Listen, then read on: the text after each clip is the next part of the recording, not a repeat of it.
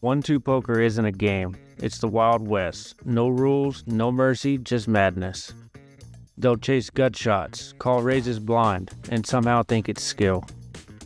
You're watching the Home Game Hero. Drop a like and follow if you ever wanted your chips back.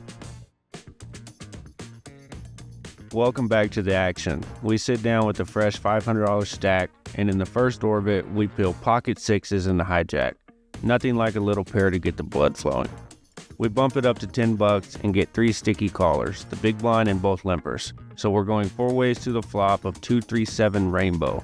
And middle position decides he wants to set the price with a $15 lead. But the mid pair in position, we're definitely not going anywhere.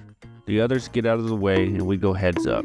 The turn brings the 10 of spades. He slows down and checks it over to us. And when people shut down on a harmless turn like this, I'm gonna take my shot. We fire a little $15 stab, basically telling him if you don't have a real hand, get out the way. And sure enough, he waves the white flag, pot shipped. But aces and flop and ace on. In the cutoff, we look down at ace-queen offsuit. The straddle is on, under the gun limps, and the low jack raises to 17. Ace-queen off plays great as a 3-bet here. We dominate tons of his raising range, but flatting isn't bad either. It keeps in all the worst aces, weaker queens, and every suited connector trying to see a flop. We take the flat, the button also flats behind, the blinds and limper fold, and we're going 3 ways to a $63 pot. The flop comes 2 of spades, ace of diamonds, 3 of spades. We have top pair good kicker. There's a flush draw on the board, but we block all ace-x of spade combos he should have in his range. Dave leads for 25, an easy call. We want all of his worst aces and spade draws to keep firing. The button gets out the way. We're heads up. The pot is 113 and the turn comes the 10 of hearts, a total brick. And here's the key. If low jack actually flopped the wheel with 4-5, he never checks here.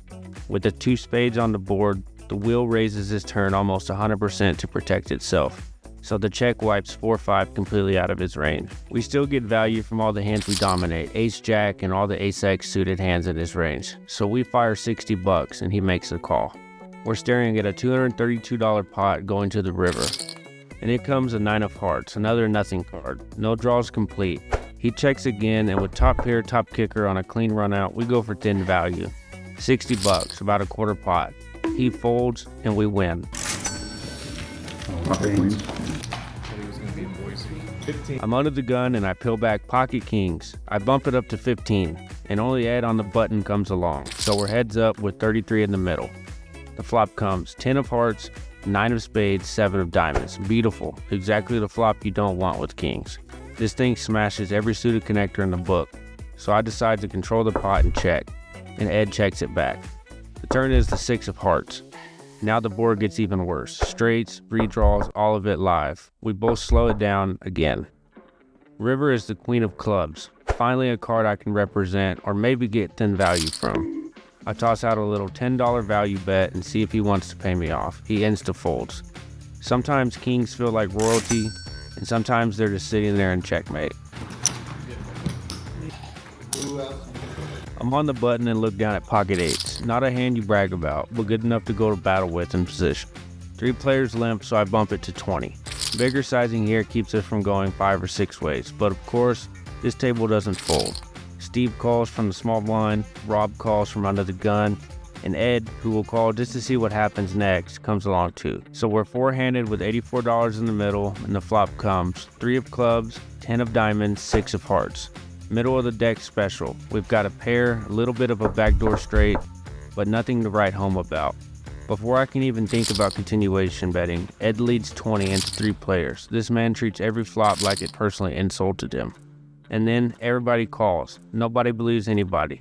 The pot swells to 164. The turn is the 5 of hearts. It checks around to me, and with everyone showing weakness, we go for value and protection and fire 60. Not pure value, not pure bluff, just forcing the itchy. Only Ed calls naturally.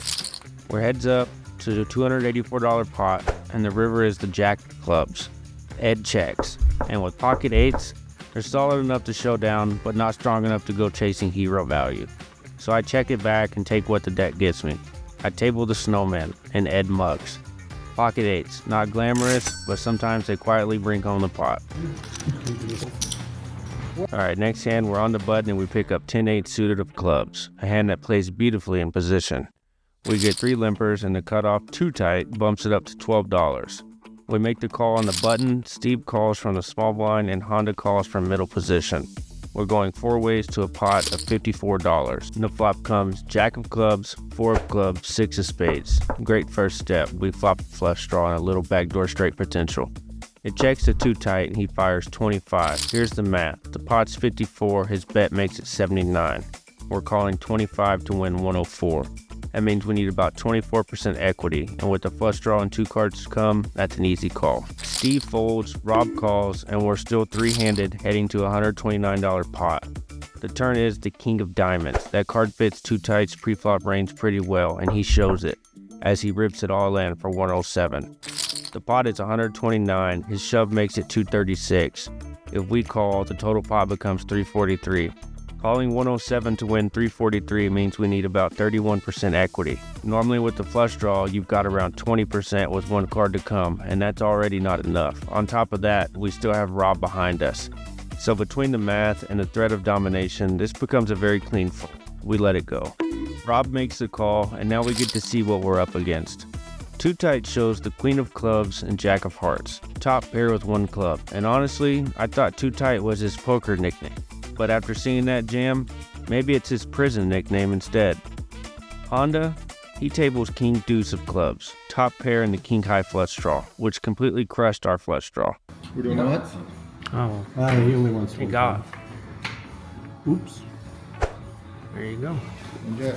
I blocked it for you. Wow. We're in the cutoff with 10-9 suited of spades, the kind of hand that makes you feel dangerous even when you shouldn't. 2 players limp and then too tight raises to $10. We call and somehow nobody folds, not even a hesitation. Then Ed decides he's had enough of everyone acting like calling stations and throws in a limp raise, 3-betting the entire lobby. 2 tight calls and we're sitting there getting a massive discount, so we stick in 20 to play a pot that's already about 110. Joe and Tommy finally tap the brakes and fold, but we're still going 5 ways because of course we are. Pot is 170 and the flop comes 8 of clubs, ace of diamonds, 9 of clubs. We smash this in the most meh way possible. Middle pair and a little backdoor straight juice and a prayer. Everyone checks, which means the entire table is holding something that they don't really love. Turn is the jack of hearts. We now pick up an open-ended straight draw, finally something to work with. Honda checks and Ed fires 70 into 170. Too tight folds so fast you'd think the turn card insulted his family. We're getting 70 to win 240, better than 3 to 1. With a nice big draw in position, it's an easy call. Steve folds, Honda folds, and here we are again. Me and Ed, the rivalry no one asked for, but everybody gets to watch. The pot is now 310, and the river comes none other than a 7 of diamonds. We hit the straight, not the nuts, but definitely nut adjacent. Ed checks, and I go for 175. Ed thinks some more and decides the river doesn't help him enough to justify a donation. He lays it down, and just like that, we drag in this $310 pot. Let's go. You'll see it on the vlog anyway. We're in the hijack with king jack offsuit, and facing 2 limpers, we bump it up to $10. Steve calls, Joe calls, Tommy folds, Honda calls, Ed calls, and Dave calls. So we're going 6-handed to a $61 flop. Flop comes queen of clubs, 6 of hearts, king of clubs. Honda checks, and then Ed, who's basically my unofficial rival at this table these days, fires 65 straight into the field, a full pot-sized stab into 4 players. Dave folds, and now it's on us. Against some players, this might be a tough spot, but Ed, top pair jack kicker, is strong enough to continue.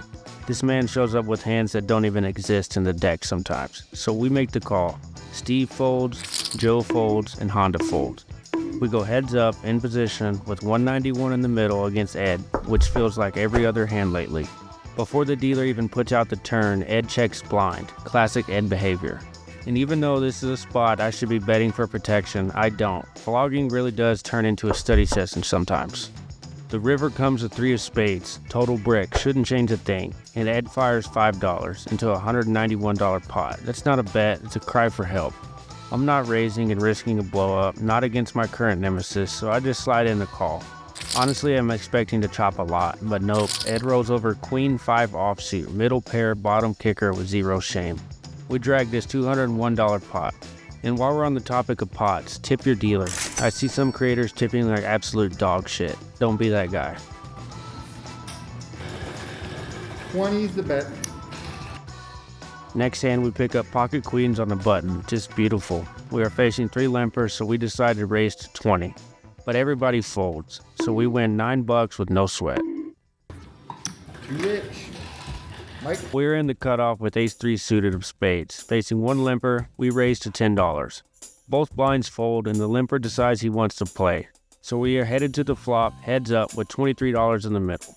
The flop comes 9 of clubs, 3 of clubs, 4 of spades. We have bottom pair and backdoor draws.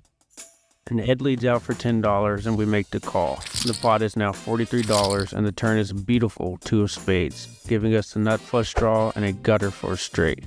We possibly have 9 outs for the nut flush, 3-4 straight, 3 outs for 2 pair, and 2 outs for trips, about 17 outs to improve. Ed leads out for $20, so it's 20 into a $43 pot. So we need to call $20 to win 83.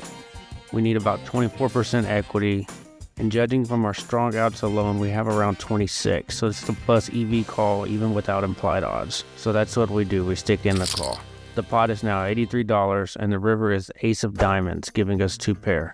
Now he leads out again, 3 streets straight, this time for $40. Not safe enough to raise, but we can't fold 2 pair here. So we stick in the call, the pot is $163, and he shows 8-9 offsuit for middle pair. We go ahead and drag in another pot. We are in middle position and pick up the ladies again.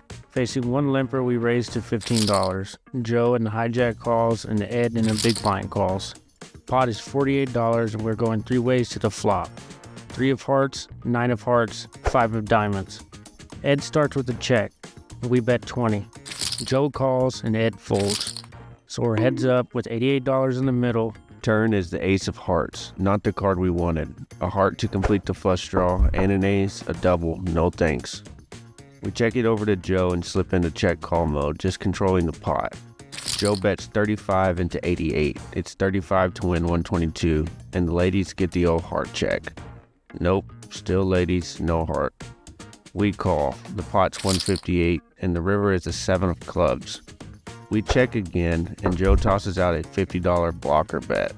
Just doesn't line up with value or a bluff, and I'm actually sitting there seriously contemplating a fold. Then Joe gives me something. He leans back and creates space between himself and the table.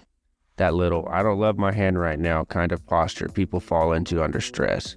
And then not even a couple seconds later, he pacifies himself with a sip of Modelo. Second tail, back to back. Between the sizing and those 2 little reactions, that's all the info I needed. We stick in the call, and Joe turns over King 9 of spades for second pair. And the ladies take it down as we drag a $258 pot on a super wet board.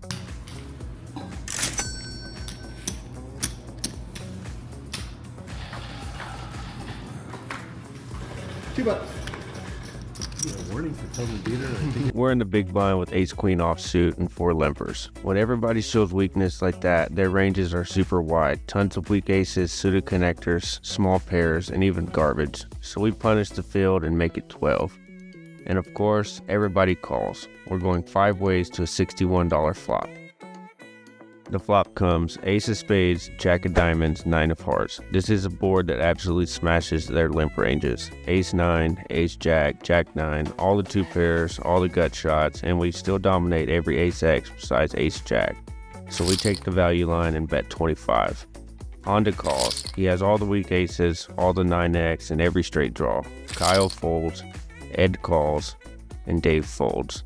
So we're 3-handed with 136 in the middle. Turn is a 7 of diamonds, and this card adds more straight draws but doesn't really improve a ton of hands besides 10-8. Against these guys' calling ranges, weak aces, jack X, 9X, all the draws, we're still way ahead. So we size up for $60 for value and protection. Honda calls again. He still has every ace X, all the 9X, and yes, all the 2-pair combination. Ed folds, and honestly, it's a weird line for him because, well, he folded. So we're heads up with 256 in the middle, and the river is the 6 of diamonds. Backdoor diamonds get there and a straight draw, but hands like ace 9, ace 7, ace 6, and 9-7 and even 7-6 suited are fully in Honda's range. Against that many 2-pair combos, betting feels thin, so we check. He thinks for a bit and checks back, which usually caps him at 1-pair hands or showdown value aces. We roll over ace queen, expecting to be good.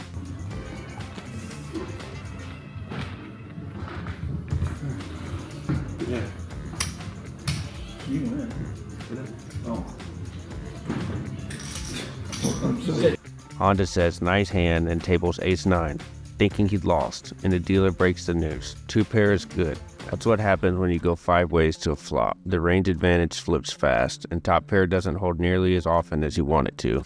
Guys, that's gonna wrap up vlog 7. It's been a wild month. I got married in November, and I'm heading back to Texas for Thanksgiving so the family can meet the wife for the very first time. Super excited, kind of nervous. You know how that goes. And as soon as I fly back, I'm gonna be working out of town for 19 straight days, so the uploads might slow down just a bit, but don't worry, I'm not going anywhere. If you enjoyed the hands, the drama, and the madness, do me a favor, hit that subscribe button, drop a like, and join the crew so you don't miss the next one. I appreciate every single one of you. See you soon, guys. Hero out.